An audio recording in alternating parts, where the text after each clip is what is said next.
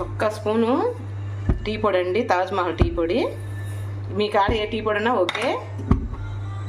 చిన్న అల్లం ముక్క, 2 యాలకులు అండి. 2 మనుషులు పెట్టుకుంటున్నాను నేను. ఇవి బాగా దంచుకుందాం. అంతలోకి అల్లం ముక్కను, యాలకులు 2 నలగొట్టుకొని వేసేసుకుందాం.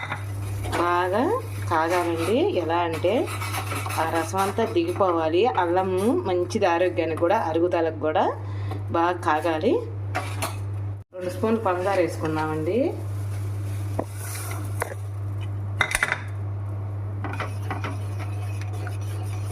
బాగా కాగాలి. చూసారా నీళ్ళు ఎట్టొచ్చినాయో? రసం అంతా దిగేసింది. అంటే ఇప్పుడే కదా యాలకులు వేసినాం కదా మనం, అందుకని. పాలు పోసుకుందామండి.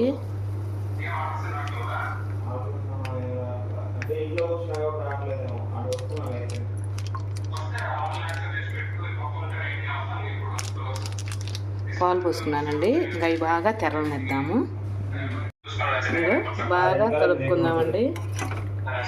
బాగా తెరలాలి. మంచి అల్లం టీ అండి. ఎంత బాగా ఉంటాయో.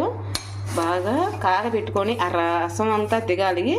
అది కొంచెం సేపు ఉంచుకొని ఆపేద్దాము. మళ్ళీ ఆ పాలని డైవర్ట్ చేస్తా. టీ పొడి చేదు వస్తాయండి. అలా రాకుండా కమ్మగా ఉంటాయి. ఇలా పెట్టుకుంటే హాయిగా ఉంటుంది. తలకాయ నిప్పప్పుడు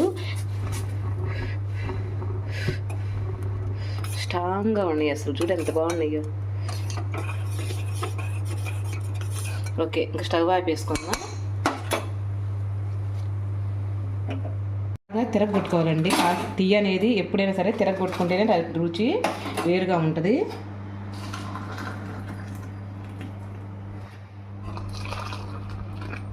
ఇంకా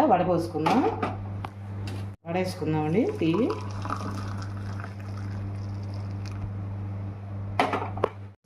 మంచి స్ట్రాంగ్ కాఫీ టీ అండి.